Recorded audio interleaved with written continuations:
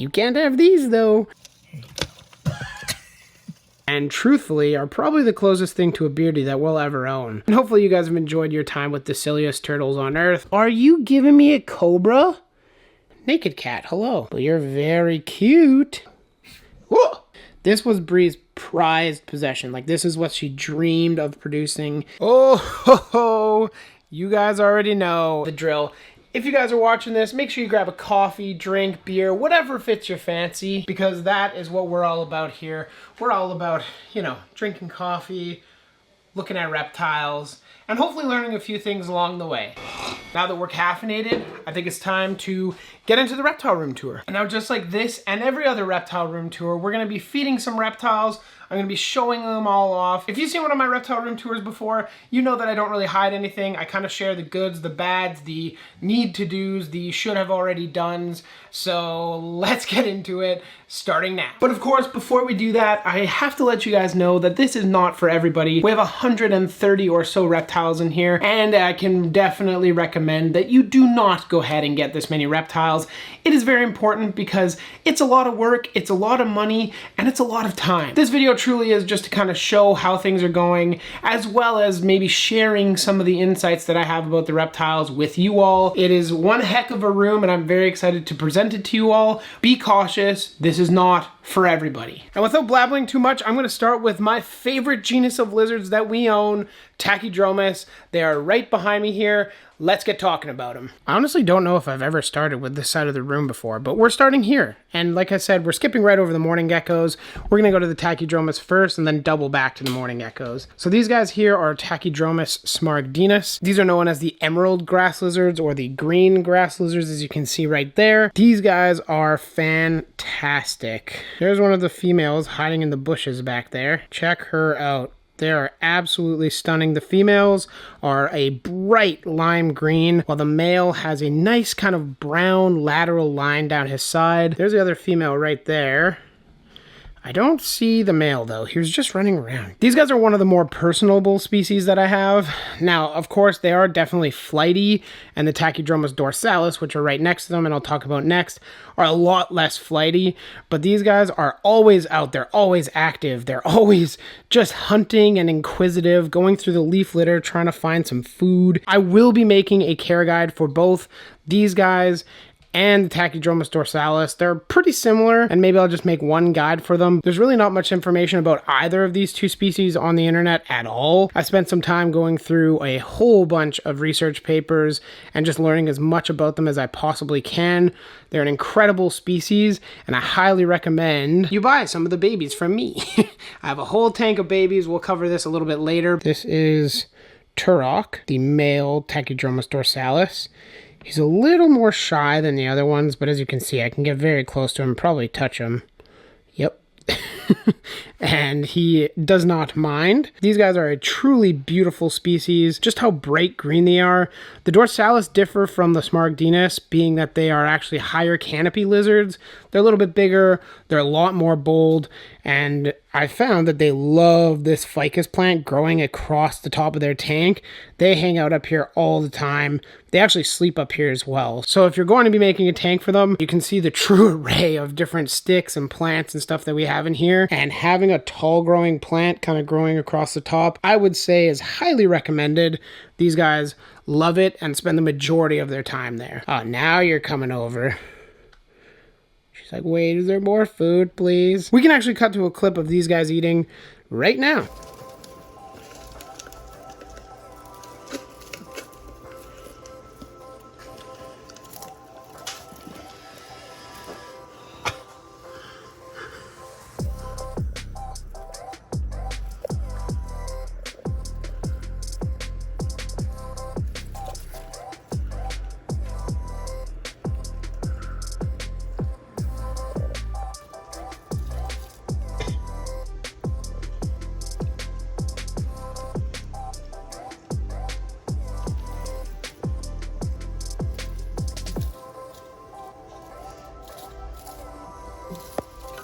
Thank you.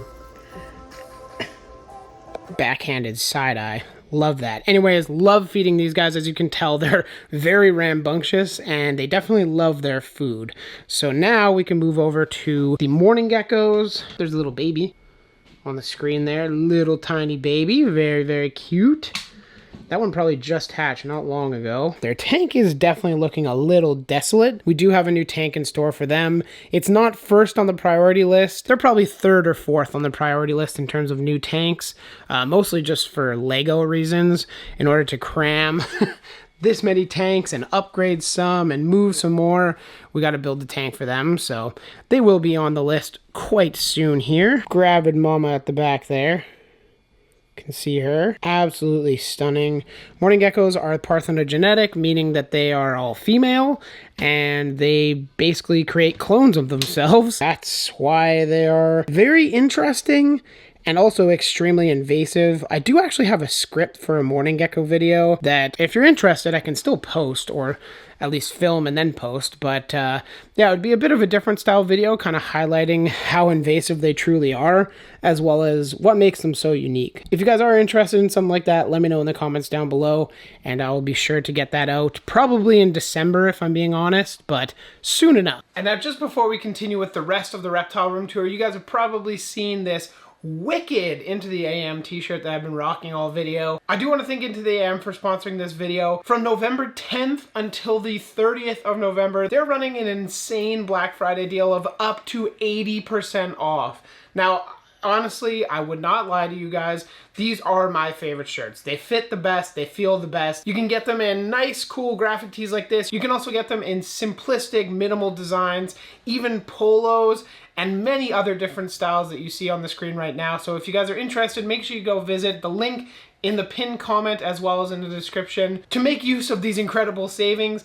And it's also an affiliate link. Basically, you can help support the Reptile Room that you guys are watching right now, as well as in return, you get some fantastic clothes. I want to thank Into the AM for sponsoring this video, and let's continue with the Reptile Room tour. And just to throw you guys all off, this is the Boega nigroceps female. Her name is Calamity. She has a bird up there that she will be eating tonight. There's a lot that's going to be happening with her. They're going to be upgraded and moved into a larger enclosure. I'm not going to go too deep into it. It's mostly Bree's project on that one. But I just want to let you guys know that she's doing great, and she might even be gravid again. So, oh boy, we have so many babies. If you guys are interested, make sure you check out our morph market because our website hasn't been updated recently. Now, moving on to the Chahoua, the first of the Chahoua. We'll just update all the Chahoua at once. This is Jigsaw back there. He's in with Vendetta, who I don't see right now. We haven't gotten any eggs from them. Chances are we expect to see those next year at this point. They have a very slow egg cycle. There's certainly no crested gecko when it comes to reproduction. These guys produce eggs every like 2 to 3 months in our experience, and then they kind of shut down for winter. So this is a new pairing, and we're really hoping to get some incredible babies out of them. We do have some baby Chahoua that you'll see at the end of this Chahoua segment. And now over the past little while, I've been mentioning to Bree that we need to whittle down our amount of female Chahuas, and Rune is the first one to go. She's going to Jasmine, one of our good friends out in Alberta. She actually heads out tomorrow, so this will be the last video that you guys see of her. She is an absolute sweetheart. We had her at the last Reptile Expo, but yeah, we won't talk about that. That was not the best Reptile Expo in the world, in terms of sales, that is. But of course, always fun and always nice to get in touch with the community, so that's good. Here we have Wallflower, who we originally had for sale, but we ended up actually picking up another male at Tinley, so she might be staying for a little bit longer. Yeah, she is an absolute stunner. We got her from Sundown Reptiles in an auction, actually, and we ended up winning it, and there she is. Just the cutest little thing. And now I'm in trouble. Can you come here? Thank you. Oh, okay. There we go. She's so cute. So friendly, and just a very good Chahoua overall. And last of the adult Chahoua is Lark, our very first Chahoua we ever produced.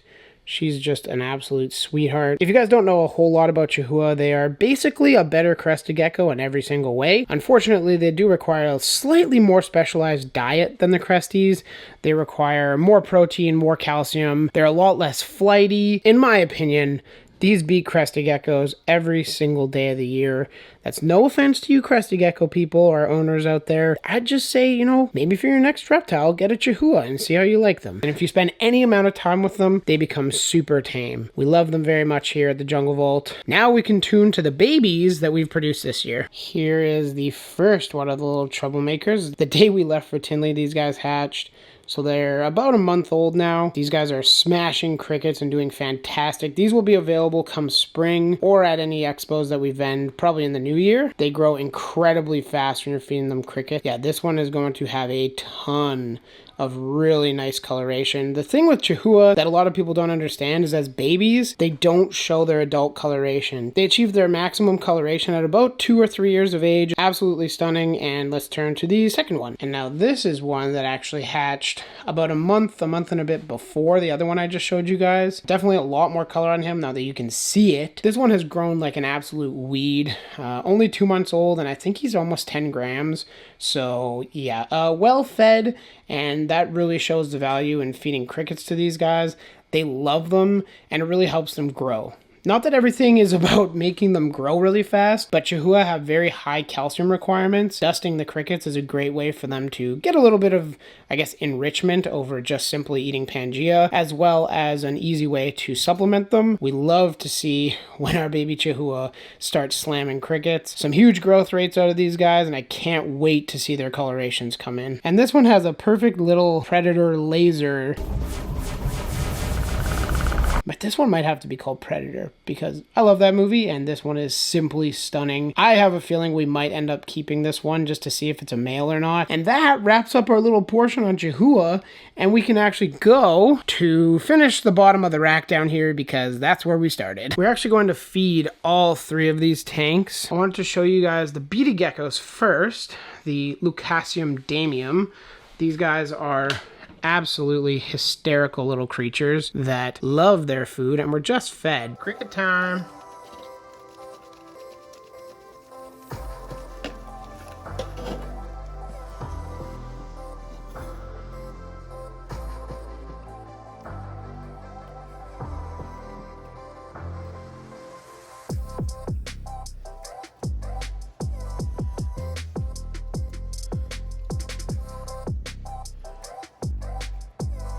Whoa, you caught it.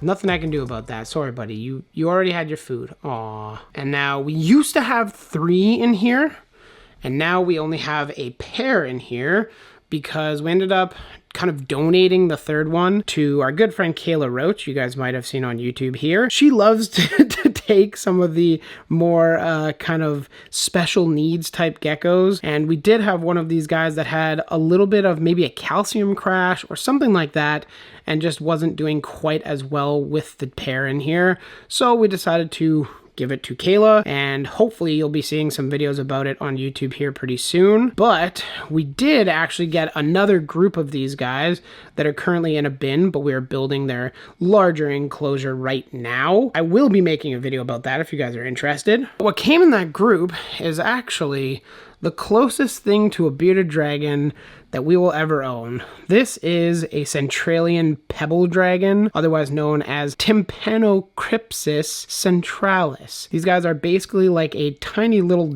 dwarf bearded dragon. There's not a whole lot to be found online about them, but they are another Australian species that we are very happy to have. His name is Reggie, otherwise known as Reginald, and I think that's a very fitting name. He's very stoic, he's very cute, and he's tiny. He's actually smaller than the damium, so that should give you some inkling of a hint. There haven't been any issues, and of course we're keeping a keen eye for any aggression or any signs of dominance or anything like that. And now we can move to these jokesters here. These guys are, as you know, Vietnamese black-breasted leaf turtles. They are probably the biggest characters here in the room because everybody loves feeding them so much. Why don't we hop into a little bit of feeding?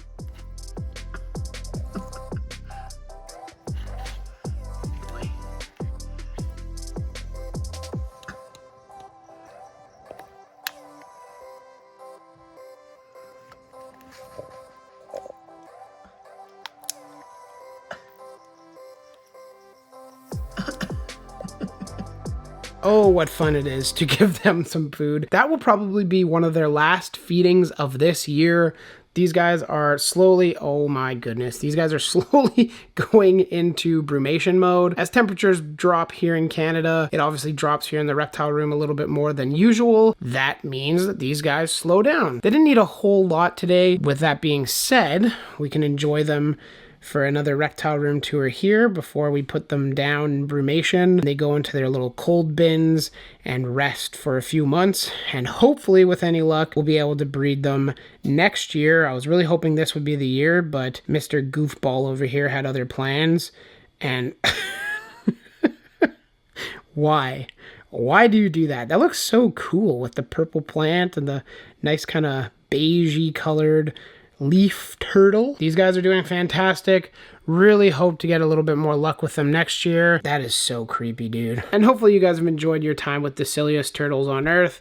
Now we can zoom out here and go over to the behemoth vivarium. JK, I just got to slide him in here real quick. This is the new male that we picked up from Sundown Reptiles at Tinley, and he is an absolute stunner. He'll be upgraded from this 8x12 to Rune's 12x18 right after she leaves. And without spending too much time talking about the forgotten Chahoua, whoops, my bad, we can move on to the two newest vivariums in the room and talk about what we have going on there. Now that I've disturbed them by misting, these guys aren't out too often.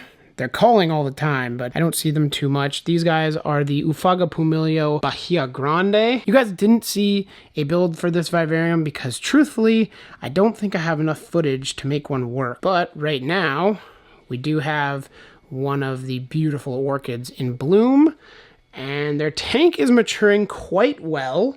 Certainly not perfectly, but we have the nice African violet growing in down there. I guess the mist cycle isn't high enough. There's not a whole lot going on that side wall. The back bromeliad is looking fantastic. I have seen good eggs from these guys, so I do have a feeling they are raising some tadpoles right now in mostly that bromeliad there. That is yet to be confirmed though, so stay tuned for an update on that. But yeah, I'm quite happy with how their tank turned out, and now that I missed it, of course, the glass is all effed up, but their tank looks fantastic. I'm very happy with it, and if you guys are looking for how I did this background method, well, we can move over to this big behemoth. I actually just posted my video on this 110-gallon custom-made vivarium built by me. It's one heck of a video. I'll leave it up top right there for you guys to go click it and see it, because it is definitely worth a view if you haven't watched it yet. It's a lot of fun making these, and I am actually making a twin vivarium to that to go right here and fill this space on this side of the rack. I'm going to be filming a more long-form video on that one. This build was about 18 minutes or so, and I'm thinking of almost doubling that, going into more detail, showing you more of the process, and just enjoying it. If you guys are interested in that, make sure you check the channel in a little while, and if you're interested in watching the build for this tank, make sure you go check the most recent video besides this one. You might be asking yourself, what the heck is in this enclosure? And that is these, a pair of Oophaga hsitrionica fuego. These guys are one of my favorite frogs. I'll actually be getting my favorite frogs, or second favorite frogs, next week. So that is very exciting. There's a pair in here. This one is the male, and the female I do not currently see right now, but he's been doing a lot of calling, so I imagine she's probably not too far from him, but I could be wrong. This tank is doing fantastic. I will actually be doing kind of a 100-ish day update to it, and hopefully you guys stick around to the channel for that, because that will be one heck of a video showing you what's changed, what's grown, what's died, etc. I'm very happy with how this tank has turned out. So, oh, there's the Mr. Now. Now that we're done some of the room, I think we're going to go to the middle here and highlight what's going on here. First, we'll start with the Ratsnake, because she's full of a quail right now. I'll go to a clip of Bree panicking as she's waiting for food. Stop. You left the food in the tank. Stop. Feeding's going well. You left the food in the tank. Food. Snake. That was hilarious, honestly. I love that clip, because she was like 2.5, 3 feet outside of the tank going for Bree with that quail, And now here she is with it in her belly, completely eating it. We're not going to bug her too much. This is a red-tailed rat snake, or a Gonyosoma oxycephalum. This one specifically is a Borneo locality, so it's got much different colors than you'd typically see. It's hard to tell with this lighting, but you can see she's got a much darker back. She's not bright green, she's more of like a yellow color. And in fact, they have a blue tail, not a red tail. Kalea here is one of the, not OGs, but definitely one of Bree's favorite snakes. And she loves this snake with all of her heart. We do actually have a male that is currently on breeding loan with Ashley Dezan from Northern Lights. You guys have seen her on the channel a few times because of all the imports that she does. So we're hoping the male does his job, and we will see him when this tank is finally ready. This is Bree's project. I'm mostly leaving it alone until I'm done with all my projects. Then if she needs help, I'll help her out. But this will be the adult enclosure for the rat snakes. And eventually, when we have our own place, we'll be building a much larger, probably 6 by 3 by 6 for them. And that will be a glorious reptile room when that happens. But until then, she's currently in a 36-18-24 Exoterra, soon to be moved to a 4x2x4. Yes, this project is still ongoing. It's been ongoing for about a year now, and we're getting there. We're getting there. We had some setbacks this summer, but we're slowly starting to catch up, and you guys will hear that throughout the whole video. You know, we got to do this, we got to do that. It's not that we're lazy and we don't do anything, it's that we're extremely busy, like vending reptile expos, and that keeps us quite busy. There's one basically every month, so yeah, lots of stuff to be done. But here we have Gumby, Chumby, and Blumby. This is Gumby. I will cut to a clip of them eating because, yeah, these guys are always a fun bit of entertainment. Smorgasbord.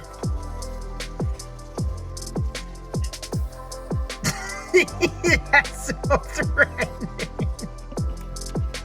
Nice. Now you might be thinking, these guys, oh, they're just a white tree frogs. No. These are a Galeachnus dacne color, one of the coolest tree frogs in the world. They're kind of starry, galaxy patterned eyes. That's one of their big differences. These guys are also known as the Mexican tree frog, so they actually do range in Mexico and down through some of Central and North Central Americas. These guys are very, very cool. Very similar to a white tree frog, but in our opinion, they are quite a bit more cool. That is Gumby. Chumby and Bumby are down here because they're getting fed. So there's one, and the other one is chilling behind him there. So we have 2 males and 1 female, and we're hoping maybe this year to get these guys breeding. This is not like a main focus. Bree just really loves these guys. Their tank is doing well. It's finally growing back in.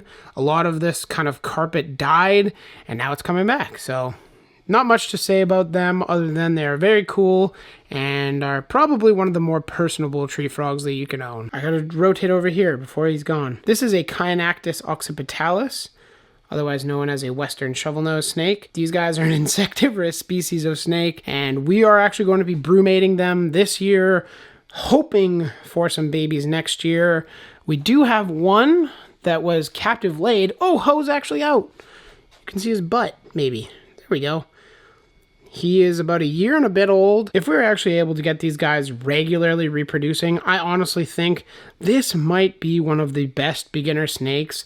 Now, they're not for holding necessarily, but they're easy to care for. They're easy to feed. For those of you guys that are scared of mice or thought of having mice in your freezer kind of freaks you out, these guys are for you. They're insectivorous, they eat crickets. That's actually probably what he's doing now, is hunting for crickets. They're from the deserts of California and Arizona. Just absolutely fantastic. I'm hoping next time I make it out to Arizona, I'll actually be able to find these guys, and that would be fantastic. They're a very cool looking snake, but they are kind of shy, so there is that factor. And now transitioning away from the center peninsula, I suppose, we can go to Shellman. Shellman is doing fantastic. I have the wood finally for his new vivarium, or pen, I guess, tortoise pen. It will be spanning the entire length of this rack, and I'm very excited to get working on that. But I do have a few projects coming up before that, and at which point Sheldon will be moving over to there. But Shell has just eaten a nice big dinner and is chilling under his heat bulb before the lights go out, and he goes night-night. I don't want to spend too much time with him. There's nothing in those bins. Those will be filled next week, so that is why he hasn't gotten his new enclosure yet, because those guys need to come in. You'll see a video about what's going in there in due time. Up top here, we have Oophaga pumilio cemetery bastimentos. That is the male. He's a nice kind of orange color, and the female is just back here. I have seen some good clutches of eggs and tadpoles come out of it. However, I don't know if this enclosure is conducive to them breeding, so I will be making them a new enclosure here in the near future. They're on the list to be upgraded, so I'm very much looking forward to that. Dart frogs are one of my main passions in the hobby, and I love making enclosures for them, so that is what I'll be doing. We have covered all of the Chahoua, so can just glance right past those. We can go over to our beautiful Western Shield Spiny-tailed Gecko. She is doing fantastic. These guys are the Strophoris Wellingtone. She's likely the only one in Canada. She is available. They are one of the most beautiful Strophoris species. She's been doing absolutely fantastic for us, and I actually have a great clip of her eating, so I'll cut to that now.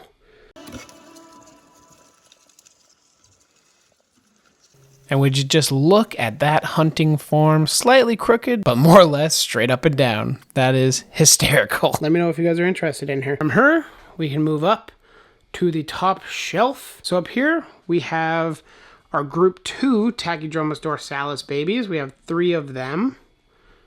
These guys are unrelated to the pair that you saw in this tank over here. You'll see the actual adults of these guys pretty soon. 2 of these are about a week old.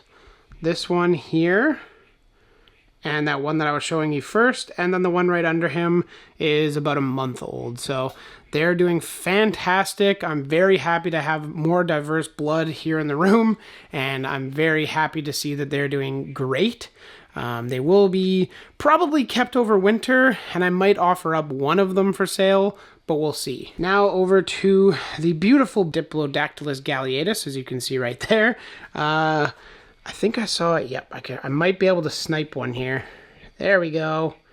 And I actually do have a clip of one just chilling on the rocks earlier that I'll play over this. These guys are another species that is endemic to Australia. They're truly incredible, and I hope someday I'm able to make it to Australia and maybe actually see these guys in the wild. That's a bit of a pipe dream, but we'll see what happens. They are so cute, and we do have 3 little helmeted geckos in here. They will also be getting an upgrade here. They're doing great in here. There's no aggression issues. Yeah, that's all you can really ask for when you're keeping reptiles, right? Next to them, we have the adult pair of Takydromus dorsalis. The male is just down here.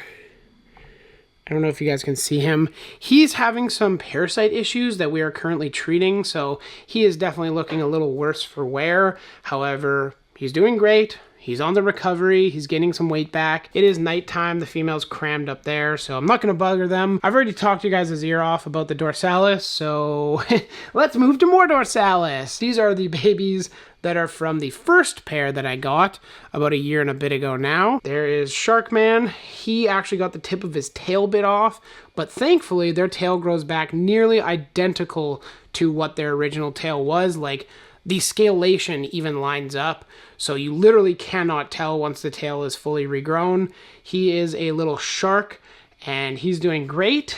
There is another younger one right back there. They just got some mist, so they're lapping that up. If you guys are interested, I do ship to the US, and they are available, both them and the baby Smaragdinus that I showed early on in this video. These guys are so cool. I really wish more people had them and more people made some content about them, because they're true little branch surfers. I'm going to stand back a little bit and just aim in, and you guys can see cruising around the small little branches, getting up to the basking area there. Some of them are just hanging out like that one there. And as you can tell, as babies, they're quite communal. As adults, I actually have housed 2 adult males together. And one of my viewers actually did end up buying 2 adult males or 2 sub-adult males. And I've heard no reported issues, so I'm very happy about that. It just goes to show that some species you can keep together and they all do quite well. You can see this is a little female walking up to me right now. I truly encourage you guys to go for these guys. If you're considering a reptile, please consider it. Even if you don't buy from me, I don't care. Just enjoy them. They deserve to have a better reputation in the hobby. The grass lizards in general, Takydromus genus, are characterized by the sex lineatus, which are, again, another beautiful species of grass lizard. They are still wild caught, so they are like the $20 PetSmart kind of lizards that you find, and they do not deserve to be that. They truly deserve to be held on a pedestal like I hold them as high as I can. Take that advice and go find yourself some of these guys. If not mine, there are a few breeders in the US that you guys could just go for there. But like I said, I do ship to the US. In here, right next to them, we have the Chameleon Geckos, or the large-scaled Chameleon Geckos. These guys are the Urodactylodes symmetricus, and you can actually see they kind of have like a crest on their back there. Sorry, yesterday was shoulder day. We're a little shaky today, but these guys are doing fantastic. We do finally have our first eggs from these guys, which are right here, and they're due to hatch in about another 1.5 to 2 months. So we're very happy to be producing these in Canada. They are one of the more expensive chameleon geckos, but they have the same care as all the other ones. They're just slightly slower to breed, so they're a little bit higher priced. And by higher priced, I mean like probably 2 or 3 times the price of like a Urodactylodes agricolae or a Urodactylodes occidentalis. They're in a 12 by 12 by 18 Exoterra with a custom background and some live plants. And if I do say so myself, this tank's actually looking pretty good. It's growing in really nicely. That peperomia is doing fantastic. This is Peperomia obtusifolia, for those of you guys that are interested. I think we can actually transition to this plant right here, which is a Monstera dubia that actually grew out of the top of this enclosure and is now trying to take residence outside on the rack. And I'd say it's doing a pretty poor job, but it is still growing, so live long, my friend. Moving on to the wood rack here. This actually might be a pretty quick trip through the wood rack because the only one that's out, ironically, is Vulcan here, the yellow Ackie Monitor. If you guys are new to the channel, he was actually produced by kind of a co-partnership with myself and Cody Joe. I do have some videos with Cody Joe on the channel. I'll leave them up top right now. He produced them. I bought the original trio. He did all the work though, and I ended up grabbing one of them from the clutch because this is a very special occasion. It's not too often, or at least at the time, it wasn't too often that Ackies in general were produced in Canada. Now they're more readily produced. That is partly because Cody is doing a great job with them, and other breeders are now starting to work with them as well. He is in a 4x2x2, and he's doing great. He's eating like a champ. He is living his best life under the 140-degree basking. I love him dearly. He's very cool. One of the coolest monitors you can buy. That's a reasonable size for most people. Moving up from him, we have Bree's Northern Blue-tongued Skink. This is Indy, Toliqua skincoides intermedia. He was just out eating, as you can tell by the empty food dish. Indy, hello, my friend. Yeah, he's digesting, so he probably won't come out much more than that, but that's Indy. Hard to explain how cool blue-tongued skinks are, but if you own one, you definitely know they are very neat little critters. Definitely one of the good beginner reptiles, unlike a lot of stuff that you see. I would honestly pick a blue-tongued skink over a bearded dragon pretty much any day. They're typically quite placid as well. If you're looking for something not as common, they just fit the bill. So I'm not going to go on about him. He's doing great in his also 4x2x2. Finally, moving up to the top row. Almost done with the tanks in the room. We have my pair of Uromastyx geri, otherwise known as the Saharan Uromastyx.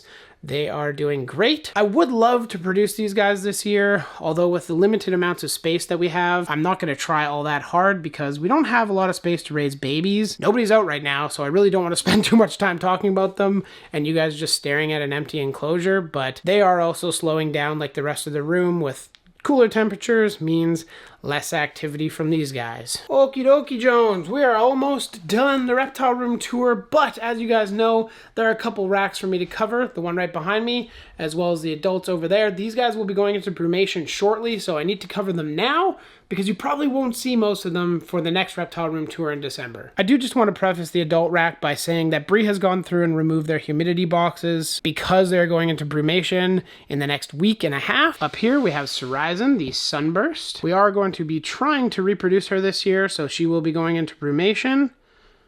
And she's looking extra thick. How are you? Whoa! We'll let you be. The little mock there. Down here we have Rowan. This is our special vitiligo / we have no idea what the heck's going on with her Hognose. This is Bree's very first Hognose she ever bought. And if you guys don't know the story, I'm not going to go into it in this video, but I will leave a link in the top right-hand corner for you guys to check out. It basically shows her transition of color, going from like a normal anaconda hognose, which you'll see later in the video, to what she is right there. Below them, we have Equinox, who will also be going into, I guess I already said, they're all going to be going into brumation right away, so they're all kind of hungry. But you're very cute.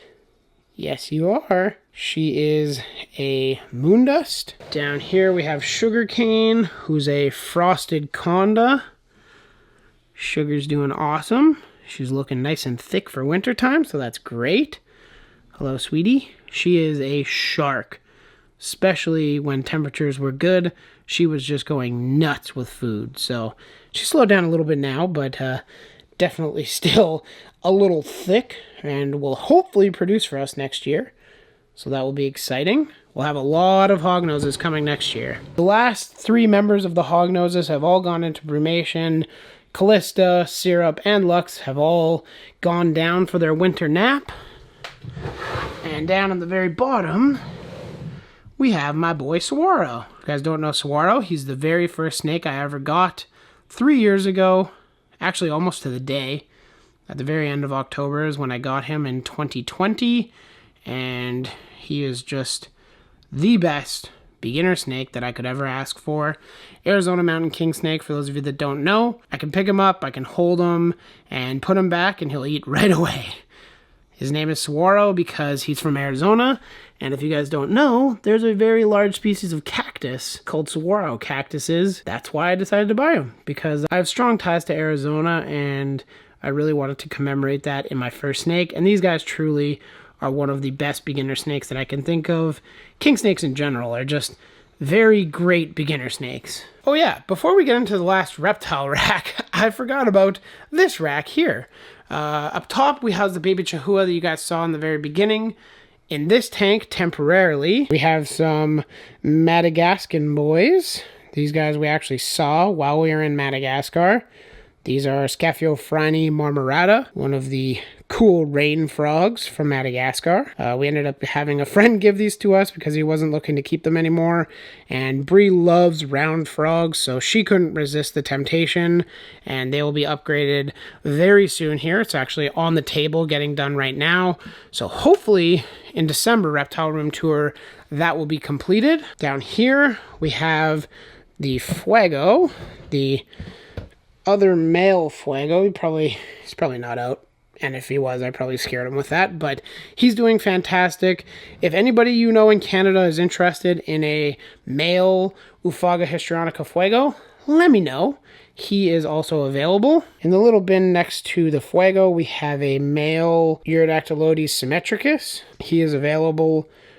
Shipping to the US is possible, as I've said 100 times this video. But he's doing great in his little planted bin here.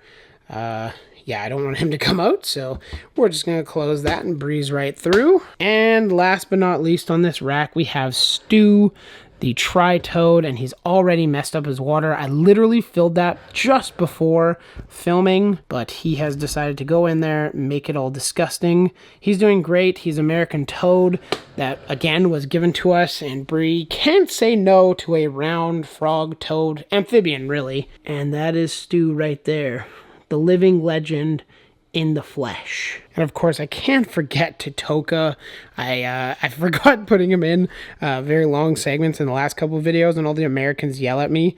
So Titoka is doing well. He's chilling in his enclosure. He's definitely seen better days. He's in the middle of a shed right now, so he's looking kind of rough. But you know what? We don't fault him for that because he's just a pretty iguana doing pretty iguana things. I really like Fijian banded iguanas because they're not nearly as active as most people think they are. I've had a few people reach out to me who also keep them, and they've basically been like, is my iguana okay? He's like sitting on the same branch for like two days in a row. I'm like, yeah, man, they're doing great. They are not super active iguanas, unlike their counterparts, the green iguanas, which Americans can't have. You can't have these, though.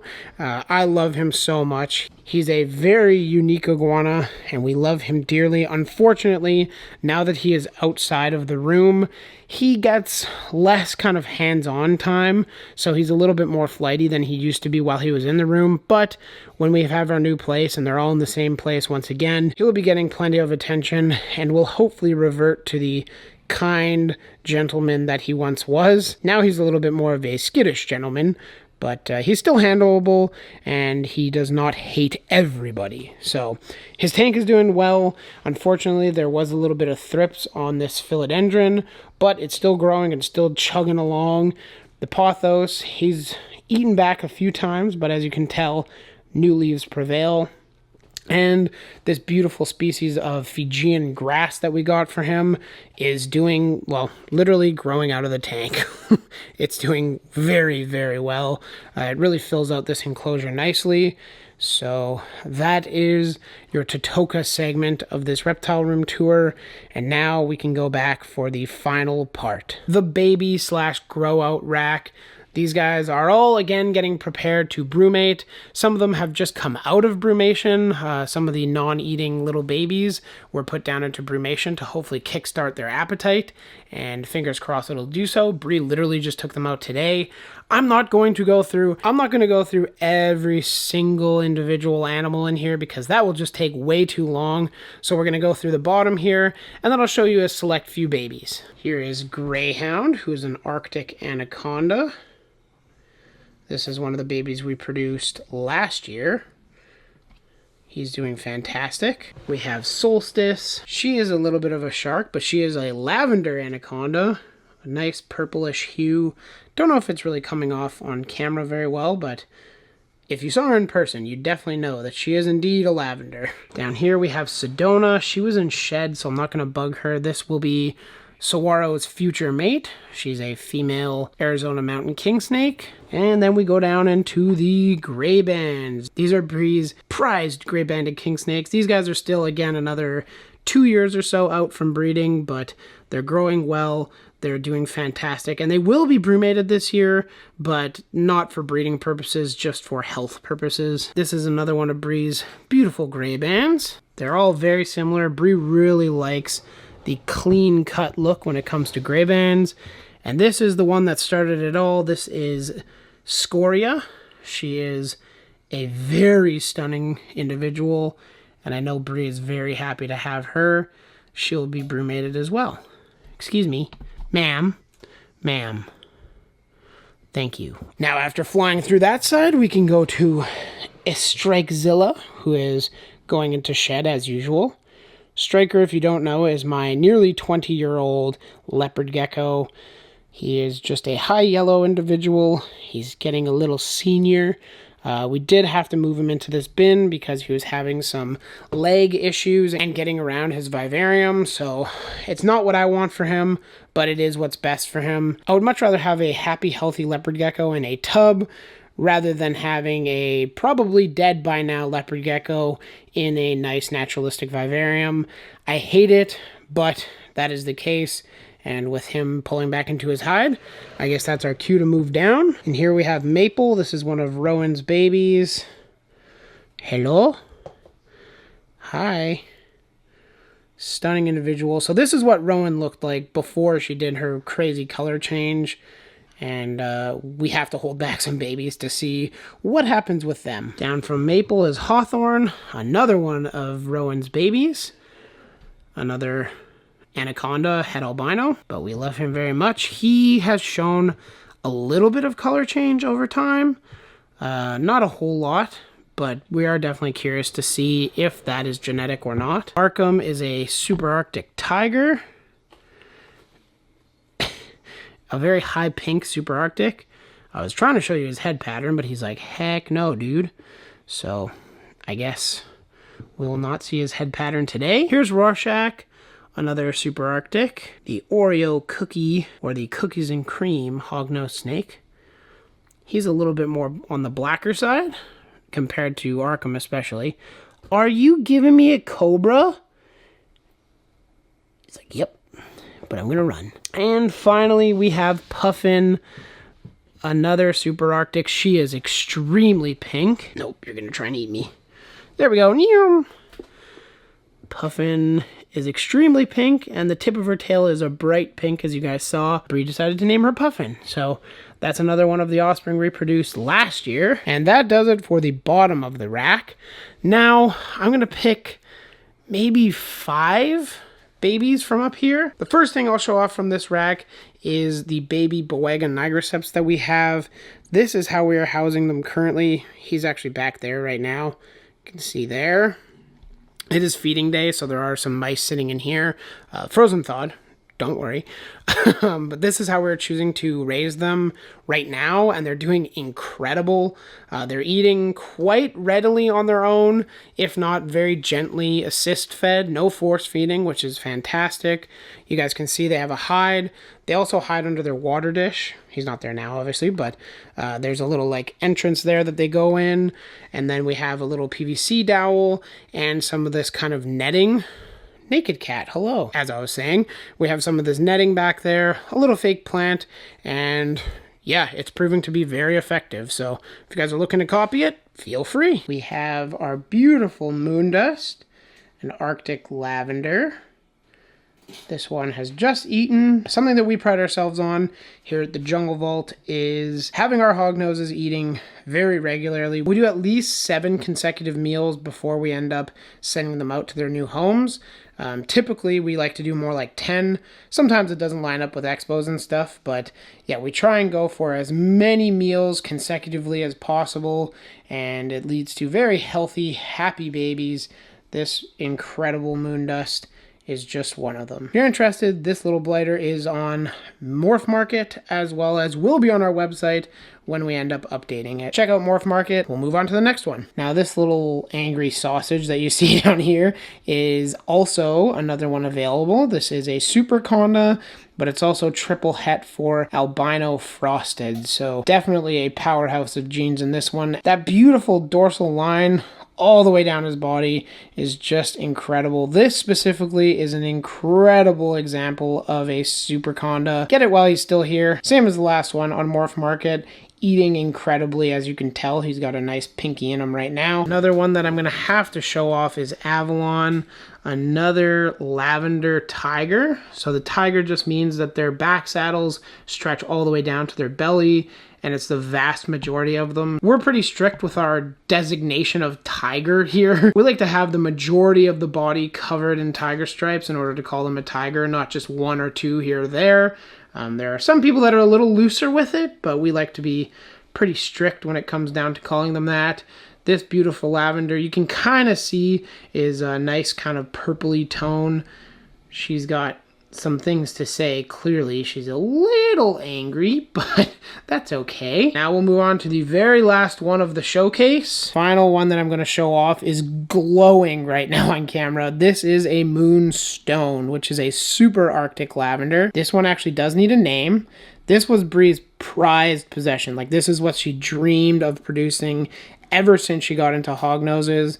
And we will be doing an updated hognose video for those of you guys that enjoyed that video, and she will be featured on that. But we do need a celestial related name for her. So if you guys have any suggestions, leave them in the comments down below. And that is going to do it for everything in that rack. The rest will be highlighted on that hognose video, so make sure you stay tuned for that. And with that, oh, hey, hi.